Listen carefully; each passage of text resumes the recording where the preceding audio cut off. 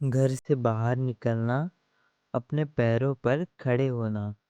हम सबको लगता है कि सबसे बड़ा डर किराया चुकाना या अकेले सफाई करना है। पर जो मेरे साथ पिछले हफ्ते हुआ, मैंने उसका अंदाज़ा कभी नहीं लगाया था। मैंने आखिरकार अपने नए प्यारे से 2 बेडरूम घर में शिफ्ट कर लिया था। शहर के शांत इलाके में, पीछे एक बड़ा बैकयार्ड। मेरे जैसे बैचलर के लिए ये एकदम परफेक्ट। जब मैंने यार्ड देखा था, तो सबसे पहली चीज़ जो मैंने सोची वो थी कि यहाँ हम पार्टीज कर सकते हैं। मैं घर के पीछे बेंच पर बैठ गया और फ्रेश हवा का एक सांस लिया। अपनी आंखें बंद करके दोस्तों, शराब और एंडलेस रातों की कल्पना की। मैंने सुकून की एक लंबी सांस छोड़ी। जब मैंने अपने आसपास के माहौल को देखा, मैं अपने नेबर के गार्डन में नज़र डालने से खुद को नहीं रोक सका। मैंने सोचा, क्योंकि मैंने अभी तक उनमें से किसी से मिलकर बात नहीं की है, तो मैं अब अंदाज़ा लगाऊंगा कि अगर मेरी पार्टीज बहुत ज़्यादा शोर शराबे वाली हो गई और किसी ने पुलिस बुला ली, तो इससे परेशानी हो सकती है। जब मैंने लेफ्ट साइड के नेबर के यार्ड में देखा, तो मुझे एक खूबसूरत गार्डन और एक झूला दिखा। मैंने सोचा कि ये एक मिडिल एज कपल ग्रुप होगा। उम्मीद है कि वो बहुत पुराने और चिड़चिड़े नहीं होंगे। मैंने अपने आप से सोचा। जब मैंने अपने नेबर को राइट की तरफ देखने के लिए अपने सर को घुमाया, तभी मैंने उसे देखा। एक बड़े ओक ट्री के नीचे, जो कलरफुल क्रिसमस लाइट से सजा था, वहाँ एक जवान लड़का अपने झूले पर स्विंग कर रहा था। मैं लड़के को देखता रहा। उसकी पीठ मेरी तरफ थी। उसने हुडी और ग्लव्स पहने हुए थे, जो मुझे अजीब लगा क्योंकि ये गर्मियों का मौसम था और बाहर काफ़ी गर्मी थी। मैंने सोचा बीमार होगा और मैं अपना सामान अंदर सेट करने चला गया। कुछ दोस्तों की मदद से हमने अपना सारा फर्नीचर सेट किया। मैंने अभी अभी टेक्स्ट भेजा था, गाइस आज रात पार्टी के लिए तैयार हो जाओ। रात को सभी दोस्त पार्टी करने आ गए। सब दोस्तों ने चीयर्स करना शुरू किया। अब सूरज डूब रहा था क्योंकि हमें अपना सारा सामान लाए कई घंटे हो चुके थे। मेरा दोस्त भरत आखिरी बॉक्सेस में से एक को खोल रहा था। जैसे ही वो विंडो से बाहर देख रहा था, क्या तुमने अपने नेबर से मुलाकात की है? कोई अच्छी लड़की यहाँ चीनी मांगने आएगी? उसने मजाकिया अंदाज में पूछा और हंसते हुए कहा। मैंने हंसते हुए विंडो से बाहर उस घर की ओर देखते हुए कहा, नहीं यार, नॉर्मल फैमिली है, उनका एक बच्चा भी है। लेकिन जैसे ही मेरी नज़र बाहर गई, मेरा चेहरा हैरान से फ्रीज हो गया। वो लड़का जिसे मैंने पहले स्विंग करते हुए देखा था, वो लड़का अभी भी वही था, उसी पोजीशन में, उसी तरह स्विंग कर रहा था। भरत, ये लड़का तब से स्विंग कर रहा है जब हम दोपहर को यहाँ आए थे। शायद स्पेशल चाइल्ड होगा, भरत ने अपने फ़ोन में देखते हुए लापरवाही से कहा और पार्टी में चला गया। पर मेरे दिमाग में एक ही सवाल घूम रहा था, एक बच्चा इतनी देर तक लगातार कैसे स्विंग कर सकता है? उस रात प्लानिंग के अनुसार हमने मेरी हाउस वार्मिंग पार्टी की। ये बहुत अच्छा समय था।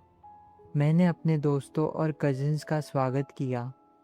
जैसे ही वो आए, उन्हें उनकी पसंद का ड्रिंक दिया।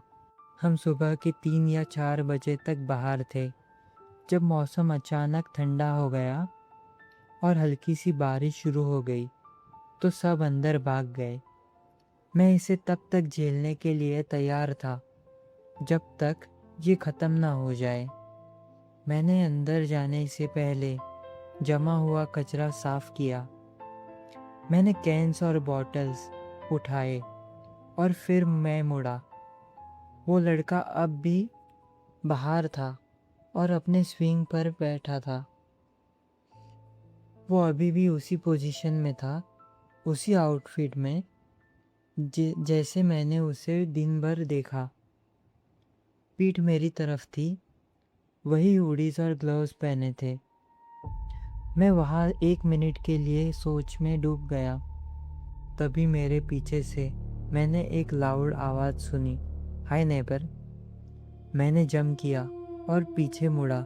कचरा नीचे गिर गया। ओह, माफ़ कीजिए दोस्त, आपको डराने का मतलब नहीं था। एक बुजुर्ग आदमी हंसा।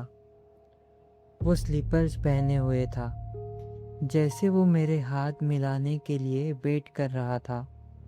ओह हेलो अंकल, मैंने कहा। जैसे ही मैंने अपना गला साफ किया और उनसे हाथ मिलाया, वो मुस्कुराए और अपने हाथों को खुजाते हुए कहा, क्या आप लोग म्यूज़िक थोड़ा धीमा कर सकते हैं? मेरी वाइफ और मैं बहुत हल्की नींद लेते हैं और इस उम्र में हम जल्दी उठ जाते हैं, उन्होंने शर्माते हुए कहा। मैंने शर्मिंदगी से माफ़ी मांगी। मुझे लगता है कि चीज़ें प्लान से ज़्यादा वाइल्ड हो गई है। मैंने नहीं सोचा था कि लोग इतनी देर तक रुकेंगे। मैं सच में बुरा महसूस कर रहा था। मैंने उम्मीद की थी कि आदमी चिल्लाते हुए बाहर आएंगे, हमें इसे धीमा रखने की डिमांड करेंगे, नहीं तो वो पुलिस को कॉल करेंगे। मुझे उनका शांत स्वभाव देखकर अच्छा लगा और मैं बात मानने के लिए बहुत खुश था। मैं हंसा और जवाब दिया, मैं सबको बताने जाऊंगा कि उन्हें थोड़ा कम शोर करना होगा। मैं आ रहा हूँ वैसे। मैंने उनसे हाथ मिलाया। आपसे मिलकर खुशी हुई आरव। मैं संजय हूँ, उन्होंने एक मुस्कान के साथ कहा। जैसे ही वो मुस्कुराए, उसकी आंखें मेरी आंखों के पार और स्विंग करते हुए लड़के की तरफ चली गई। मुझे लगता है कि आपने अब तक स्विंग करते हुए लड़के को नोटिस कर लिया होगा, संजय अंकल ने पूछा। हाँ, मैंने कहा। जैसे ही मैं उनकी तरफ मुड़ा, उसके साथ क्या चक्कर है? वो सारा दिन उस झूले पर रहता है, संजय अंकल ने कहा। पता नहीं, कोई भी सच में कहानी नहीं जानता, वो बस स्विंग करते रहता है जब तक। अंकल बीच में ही रुक गए। उनकी आंखें फटी की फटी रह गई। लड़के ने स्विंग करना बंद कर दिया था। वो एक पल के लिए पूरी तरह शांत बैठा और फिर अचानक उसका जिस्म जोर जोर से शेक करने लगा। वो घुटनों के बल मिट्टी पर गिर गया और मिट्टी को खुरचने लगा। हवा में उसकी चीखने और अजीब तरह से कराने की आवाज़ें गूंजने लगी। मैं डर गया। क्या लड़का ठीक था? ऐसा लग रहा था कि उसे सांस की बीमारी का दौरा पड़ रहा है या फीट आ रही है।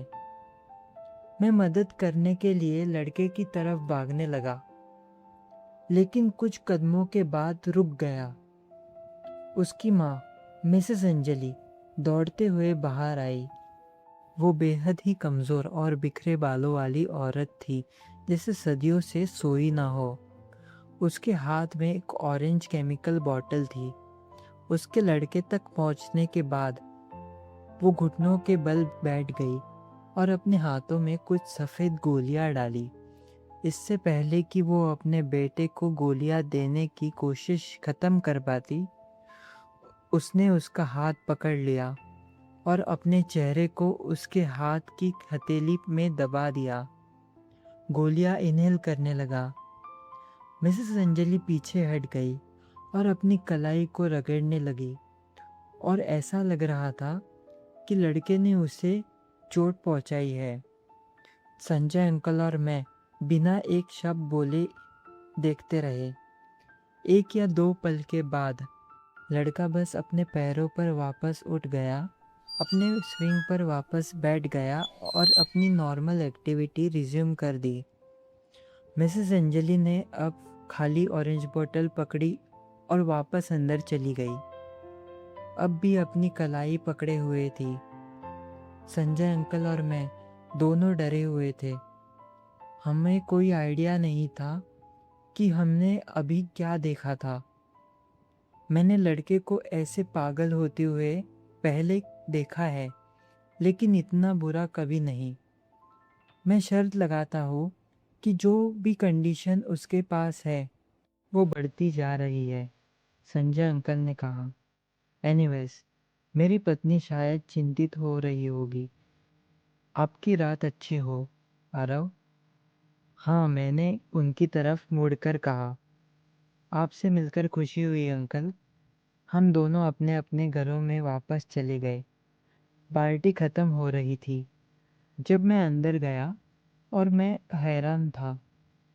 जो मैंने अभी देखा था उससे मुझे डरा दिया था। अगली सुबह मेरा सर दुख रहा था और मुझे बहुत प्यास लगी थी। मैं पानी पीने के लिए खड़ा हो गया और मुझे उल्टी की फीलिंग आने लगी। मैं बाथरूम की तरफ भागा। कम से कम मेरे पास रिकवर करने के लिए छुट्टी है, मैंने मन में सोचा। मैंने स्पोर्ट्स ड्रिंक ली जिसे मैंने संभाल कर रखा था हैंगओवर के लिए, और सिर्फ कुछ घूंट में पी गया। कुछ मिनट के बाद वॉमिट करने लगा और तुरंत बेहतर महसूस किया। मैंने अपने आप को मूवीज, वीडियो गेम्स और जंक फूड के दिन के लिए मेंटली प्रिपेयर किया। कुछ घंटों तक लेटे रहने के बाद मैंने मेल देने वाले लड़के को मेरे दरवाजे पर नॉक करते हुए सुना। काउच से उठने के मूड में मैं नहीं था। मैंने इसे इग्नोर किया और ज़ोंबी शो को लगातार देखना जारी रखा, जिसके बारे में सब बातें कर रहे थे। शायद खौफनाक या खूनी सीन देखना या उन्हें ज़्यादा एनालाइज करना दिमाग पर बुरा असर डाल सकता है। इससे नींद खराब, बेचैनी और डर लगना शुरू हो जाता है। मेरे पेट में अजीब सी हलचल हो रही थी, पर मैं टीवी देखता रहा। कई एपिसोड के बाद मैंने किचन की तरफ अपना रास्ता बनाया और माइक्रोवेव में मेरा खाना रख दिया। जब ये पक रहा था, मैंने फैसला किया कि मैं मेल ले आऊँगा। मैंने फ्रंट डोर खोला और कुछ ताज़ी हवा को अंदर आने दिया। मैं दरवाजे पर खड़ा रहा और मेल बॉक्स के कंटेंट्स को निकाला।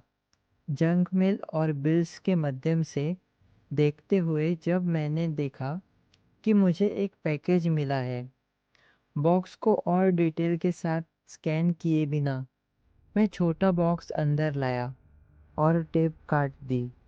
मैंने उसे खोला और सिर्फ एक छोटी ऑरेंज बॉटल, वैसे ही जैसे मैंने अपने नेबर को कल रात पकड़े हुए देखा था। मैं उलझन में था और बॉक्स पर एड्रेस के लिए सर्च किया।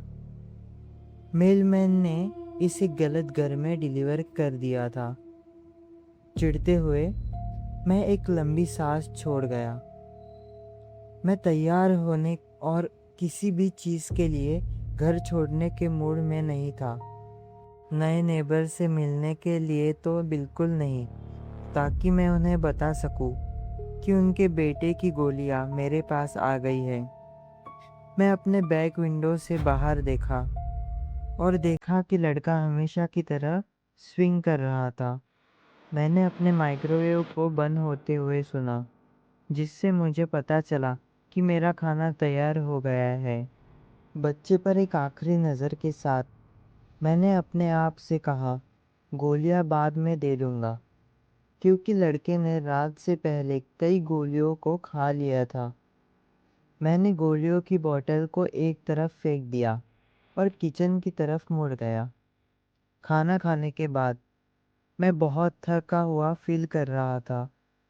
उसी वजह से मैं सोफ़े पे सो गया। मैं सोफ़े पर सोया था।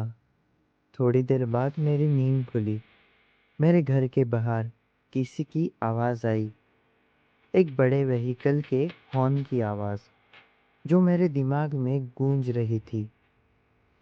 अब रात हो चुकी थी और मेरा घर पूरी तरह से अंधेरे में डूबा हुआ था। ऐसे डरावने और अकेले माहौल में बहुत कुछ फ़ील होता है। मैंने एक पल के लिए सोचा कि मैं सपना देख रहा हूँ।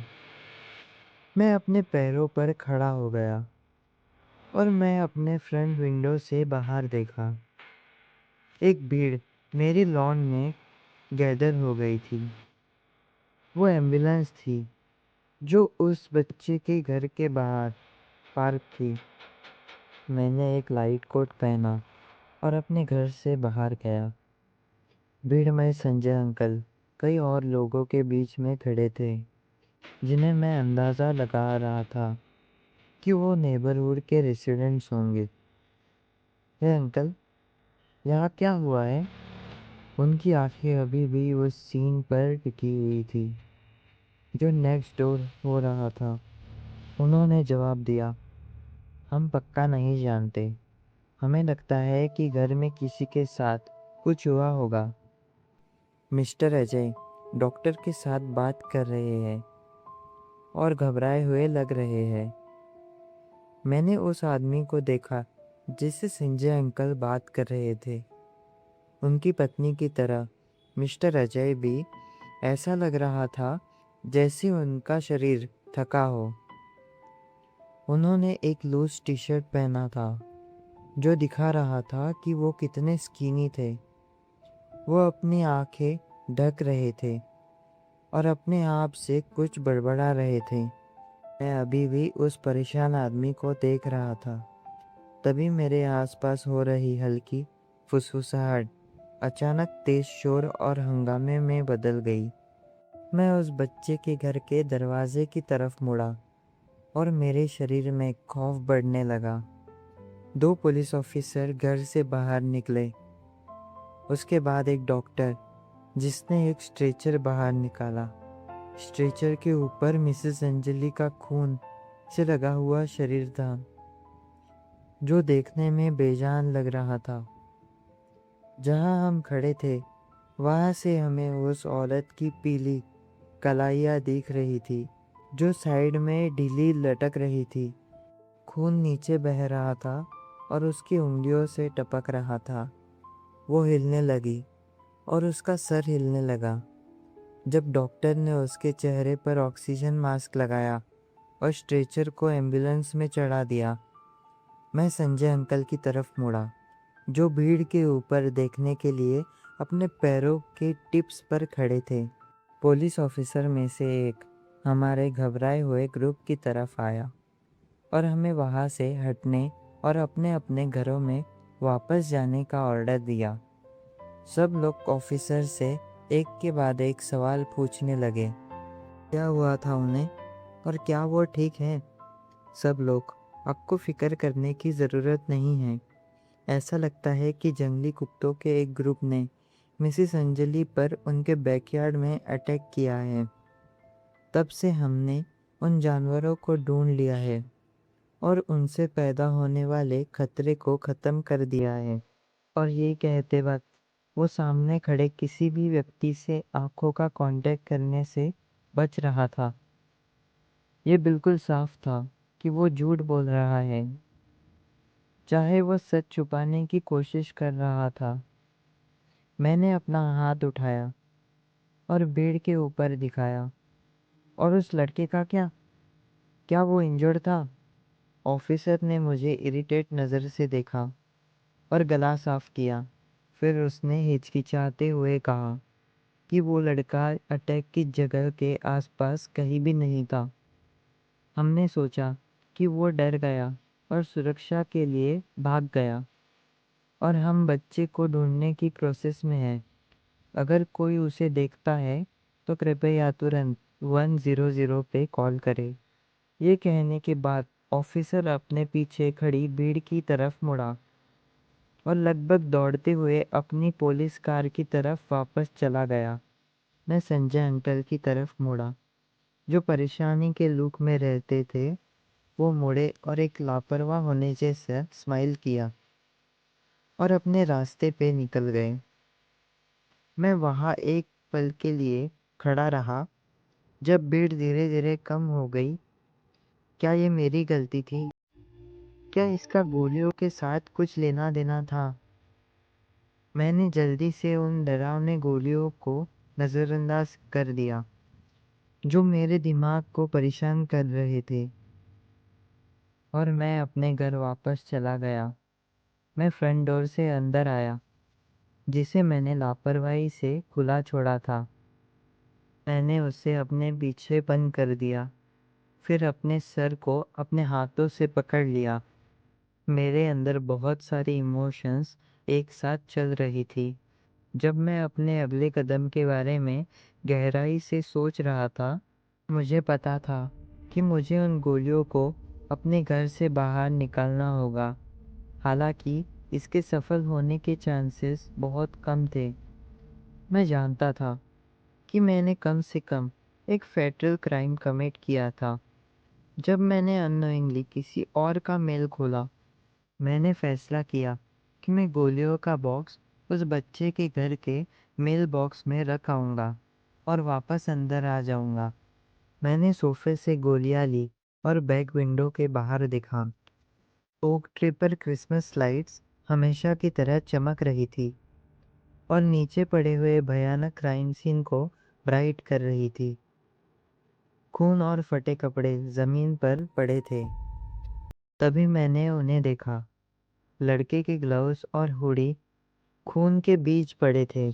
मेरा दिल जोर जोर से धड़क रहा था। मैं पक्का था कि लड़का मर गया, या कम से कम क्रिटिकली घायल था। मेरे आंखों में आंसू भरने लगे।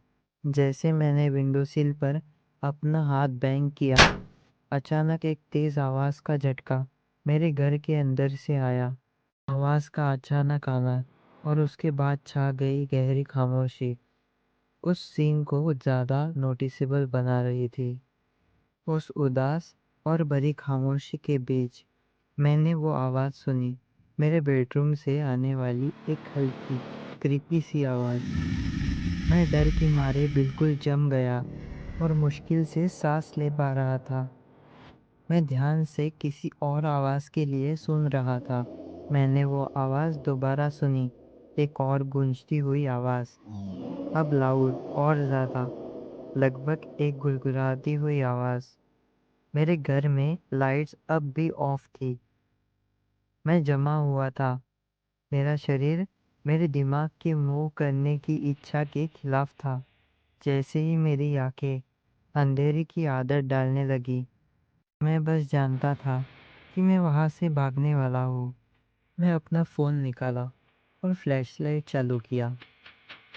मैंने अपने बैकडोर की तरफ एक कदम बढ़ाया। मेरी आंखें बस उस बेडरूम की तरफ देख रही थी। तभी मैंने एक छोटे क्रिएचर को क्रॉल करते हुए देखा।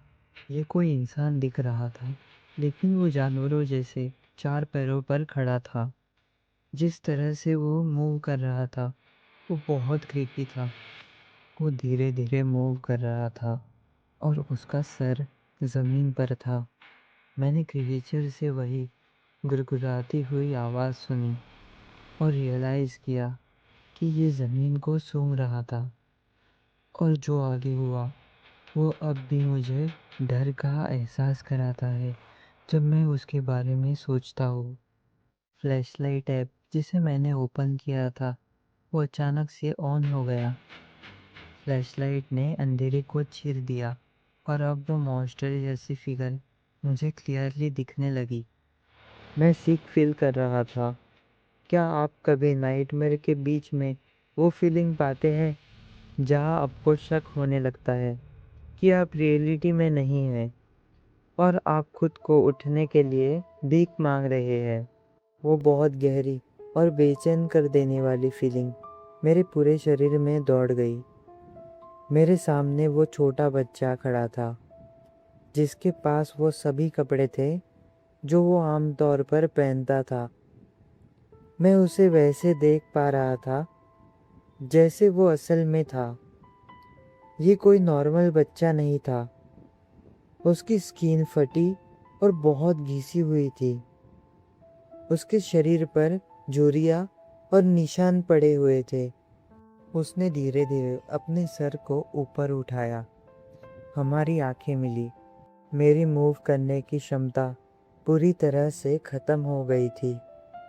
मैं सिर्फ वहाँ खड़ा हो सकता था और मेरे सामने सिचुएशन को अनफोल्ड होते हुए देख सकता था। लड़के ने धीरे-धीरे मेरी दिशा में टर्न किया और मेरे करीब स्टेप्स लेना शुरू कर दिया।